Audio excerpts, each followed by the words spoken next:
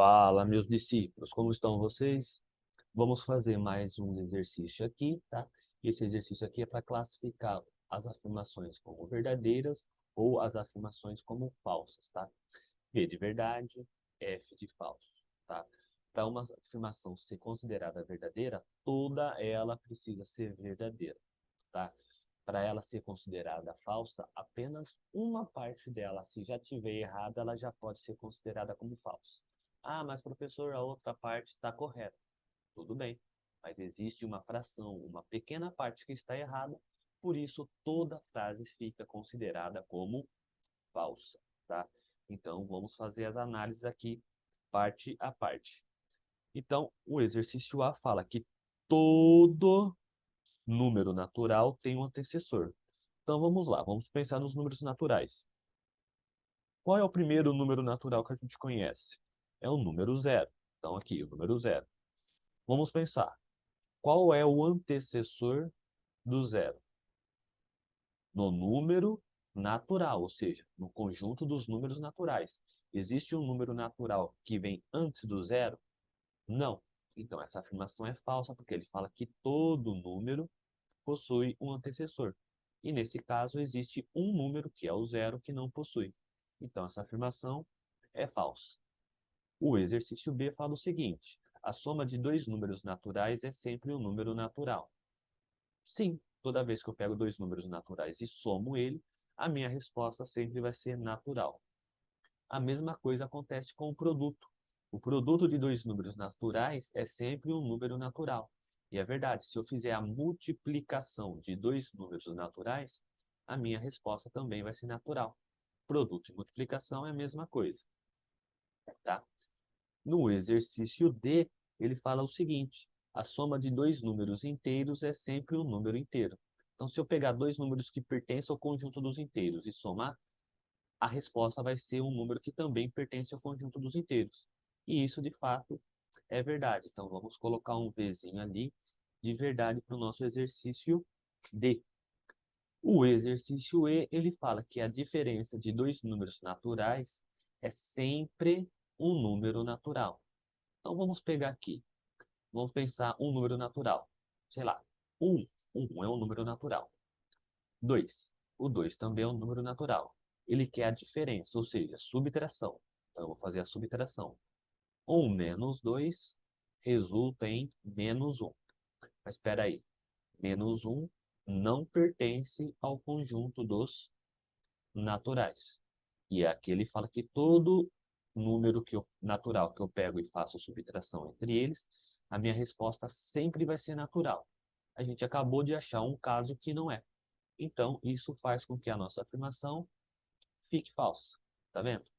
Basta encontrar um caso aqui que fale para você colocar falso aqui na sua afirmação. Vamos fazer o F? O F fala o seguinte: o quociente de dois números inteiros é sempre um número inteiro. Então, quociente está relacionado à divisão. Divisão de números inteiros. Então, vamos pensar um número inteiro aí. O 1 é um número inteiro. O 2 também é um número inteiro. Então, eu peguei dois números inteiros, tá? E fiz a subtração entre eles. Subtração não, a divisão entre eles. Estou fazendo a divisão de dois números inteiros. 1 dividido por 2 dá 0,5. 0,5 não é número inteiro. Ele não pertence aos números inteiros. Se ele não pertence ao número dos inteiros, eu encontrei um caso que falha. Então, exercício F é falso, tá? Então, encontrei um caso aqui que não dá certo. Então, por isso que é falso. O exercício G fala o seguinte: a soma de dois números ímpares é sempre um número ímpar. Então, se você pegar um número ímpar mais um número ímpar, ele fala que sempre vai ser um número ímpar, tá? Então, vamos ver se toda vez que eu pegar um número ímpar e somar com outro número ímpar, a minha resposta sempre vai ser ímpar. Então, vamos lá. O 1 é um número ímpar. O 3 também é um número ímpar. E eu vou somar esses dois números ímpares. Segundo a minha afirmação aqui, número ímpar somado com número ímpar sempre vai ser ímpar. 1 mais 3 é 4. Mas espera aí, 4 não é ímpar. Então, isso daqui é falso. Opa, vou traduzir aqui. Aqui é falso. Então, aqui, ó, eu encontrei pelo menos um caso que falha aqui na minha afirmação, o que torna ela falsa. O exercício H fala o seguinte: 0 é o menor número natural. Pensando no conjunto dos números naturais, tá? Que a gente já fez uma analogia aqui no exercício A, o 0 é o primeiro número do conjunto dos naturais. Existe alguém antes do 0? Não. Então, não existe ninguém menor do que o 0, o que torna essa afirmação verdadeira. Lembrando que a gente está no conjunto dos naturais. Exercício I. O conjunto dos números inteiros tem infinitos elementos. Verdade, tá? Então, isso aqui também é verdade. Por quê? Existe no conjunto dos inteiros, um maior número que pertence a esse conjunto? Não. Toda vez que você pensa em um número inteiro, sempre vai existir pelo menos um maior. Analogamente, toda vez que você pensa no conjunto dos números inteiros no menor número, ou seja, ele com sinal negativo, sempre vai existir um menor. Então, se sempre vai existir alguém maior, significa que ele é infinito. Então, a afirmação é verdadeira.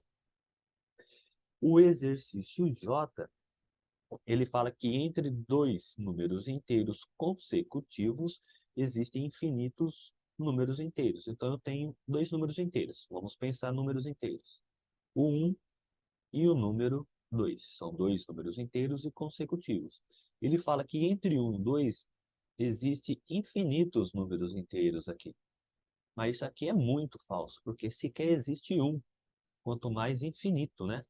Então, o exercício J aqui, ele é falso e não é pouco falso, não, é muito. O exercício K, ele fala que entre dois números racionais, quaisquer, tá? Existem infinitos números racionais. Então, vamos pegar dois números racionais aqui, simples de analisar, tá? Então, vamos pegar o 0 e o 1. O 0 e 1 são números racionais, tá? Ou seja, eu consigo escrever esses números na forma de fração. Por exemplo, 0 dividido por 2 é uma fração que dá 0, então 0 é um número racional. 2 dividido por 2 dá 1, então existe uma fração que resulta no 1, então 1 também é racional, tá? E ele fala que entre quaisquer dois números racionais existem infinitos números racionais. Então vamos pensar, existem infinitos números entre o 1 e o 0? De fato existe, tá? Então, por exemplo, entre o 1 e o 0 existe o 0,5, que está na metade do caminho entre o 0 e o 1. Só que entre o 0 e o 0,5 existe uma metade, que é o 0,25. Só que entre o 0 e o 0,25 existe alguém que é metade disso, que é o 0,125. Ou seja, eu sempre vou conseguir pegar a metade do número entre o 0 e o número que eu estou analisando. Ou seja, só por esse fato existem infinitos números, tá? Então, isso já é o suficiente para eu afirmar que essa letra K é verdadeira. E a letra L fala que subtraindo um número inteiro de outro número inteiro, o resultado é sempre um número inteiro. Então, vamos pensar em um número inteiro aí. Sei lá, número inteiro 1 e o número inteiro 2. Um número inteiro menos outro número inteiro, segundo a afirmação, sempre vai ser um número inteiro. No caso aqui vai dar menos 1 é inteiro. Então, toda vez que eu pego um número inteiro e subtraio de outro número inteiro, a minha resposta sempre vai ser um número inteiro. E isso faz com que a minha alternativa seja verdadeira. Então, no exercício 2, tá? A gente ficou com o seguinte gabarito: A, falso; B, verdadeiro; C, verdadeiro; D, verdadeiro; E, falso; F, falso; G, falso; H, verdadeiro; I, verdadeiro; J, falso; K, verdadeiro; L, verdadeiro, tá? É um exercício que você tem que ler as afirmações e procurar a falha. Se existir a falha, é porque é falso. Beleza? Exercício tranquilinho também para fazer e a gente já acabou ele. Show de bola? Até a próxima.